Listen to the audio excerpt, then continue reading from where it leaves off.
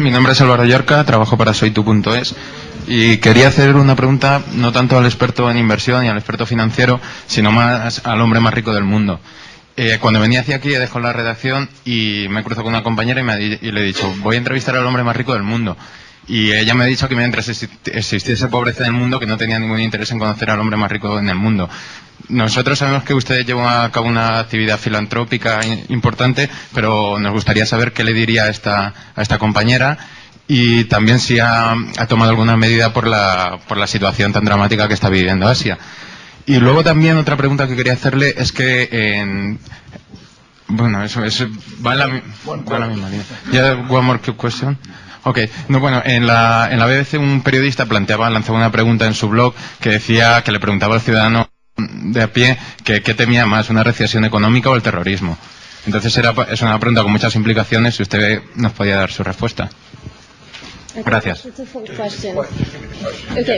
He was saying that he crossed a colleague while he was coming here, and he told her, I'm going to interview the richest man in the world. And she said, as long as there's poverty in the world, I'm not interested in meeting the richest man in the world. So what would you say to that colleague of his? And then he has a second question. He wanted to know what you're doing, because he knows that you have philanthropic activities, and what you're doing with the terrible situation that we're living right now in Asia. And finally, he says that a journalist in BBC is asking questions to people in general, and one of those questions is whether they're more afraid of a recession or of terrorism. What would you answer to that journalist?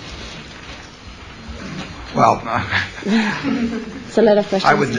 I got through college answering fewer questions than that. You can translate that. In terms of the philanthropic activities, mine are conducted through 5 foundations, the largest being the Bill and Melinda Gates Foundation. They spend most of their money, over half, working on the problems of health around the world.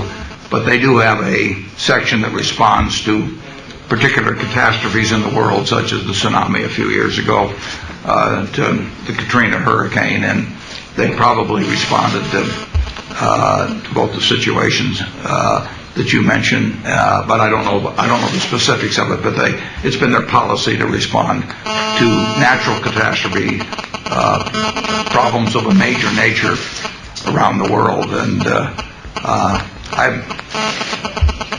I'm not sure I'm the richest man in the world, but I don't think that is any special reason to come and meet with me. But it does attract a crowd. And what was the final question? The BBC question, recession or terrorism, what are you most afraid of? Well, I think that they're both problems of the world. The recession problem will pass, and the terrorism problem will continue throughout our lifetime. So in terms of what I don't see any sense in trying to prioritize which is a greater problem. That would depend on your position in life. If you lost your job, you would problem. So I don't think there's any answer on behalf of 6.5 billion people in the world. Okay. Vamos a ver, en cuanto a la actividad filantrópica, la realizo a través de 5 fundaciones distintas. La más importante es la de Bill y Melinda Gates. La fundación de Bill y Melinda Gates destina el 50% de su dinero a problemas de salud en todo el mundo, y también tiene una sección dedicada a catástrofes naturales, como pudiera ser el tsunami hace unos años, o el Katrina, o la situación que mencionabas en Asia. No sé cuáles son los detalles específicos de su actividad en las zonas en las que han ocurrido estas catástrofes naturales, pero sé que tienen como política responder ante estos desastres naturales. En cuanto a si soy el hombre más rico del mundo, no sé si lo soy realmente, pero en cualquier caso parece que sí que atraigo a una gran cantidad de gente, pero no sé si este es un motivo para que ella quiera conocerme o no. En cuanto a los problemas, a recesión o terrorismo, ¿qué es lo que me da más miedo? Creo que ambos son problemas muy importantes, que la recesión pasará y que el terrorismo estará presente seguramente a lo largo de nuestras vidas, y que no veo el interés realmente en darle prioridad a uno o a otro, dado que depende de nuestra posición en la vida, uno nos dará más miedo que el otro. Si acabamos de perder nuestro trabajo, la recesión nos dará más miedo, pero si acabamos de sufrir un atentado terrorista, seguramente sea el terrorismo lo que nos dé miedo.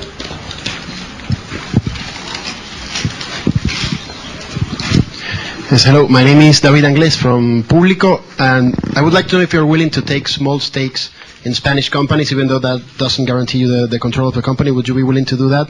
And if you can tell us a little bit about your agenda here in Spain, how many meetings have you had?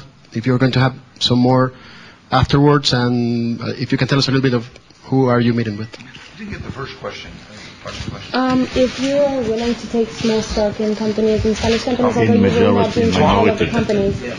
So, although you will not be in control of the company, whether you're willing to buy just small stock? No, we're looking, if we do buy companies, we're looking to buy a majority control. We also have a large investment portfolio where we might buy stocks in various companies, whether in Spain or whether the UK or the United States, and we probably have maybe 20 stock holdings, of which 6 or 7 might be outside the United States present. So I'm always on the outlook for that, but that's not the reason I'm here.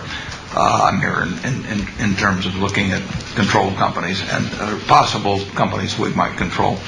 And the agenda, we got in this morning, and I did meet with the king this afternoon, and this evening I'll have dinner with perhaps 40 or so individuals who are involved with major companies, in most cases as owners and certainly as managers. No estoy aquí para comprar algunas acciones de empresas. Bueno, perdón, la pregunta de David Anglés de Público era si el señor Buffett estaba dispuesto a comprar algunas acciones de distintas empresas españolas, a pesar de que esto no le asegure el control de dichas empresas. Y también le quería preguntar acerca de su agenda para los días que esté aquí en Madrid. El señor Buffett ha respondido que si compran aquí en España será para obtener el control de la mayoría de las acciones y para tener el control de las empresas en cuestión. Que es cierto que Berkshire tiene una cartera de inversión para comprar acciones sueltas de otras empresas y que esa cartera de inversión se compone de 20 empresas, de las cuales 6 o 7 no están en Estados Unidos. Siempre está estudiando ese mercado, pero no es para lo que ha venido aquí a Europa. Y en cuanto a su agenda en España, llegaron esta mañana, esta tarde vieron al rey y esta noche tienen planeado cenar con unas 40 personas, todas ellas relacionadas con el mundo empresarial español, grandes representantes de grandes empresas, ya sean dueños o gerentes.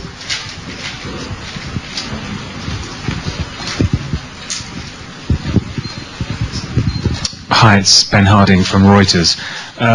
Just a couple of questions. First of all, could you give us some detail on what size companies you're looking at? 1, 5, 10 billion euros. Secondly, can you give us... Mind if I answer that first? Sure. Hold on a second. We're looking for companies on using the same yardsticks we use in the United States. We're hoping to find companies that are earning at least $75 million, roughly 50 million euros annually pre-tax. But the larger the better. That's our cutoff point on the downside. But on the upside, try me out. The bigger the better.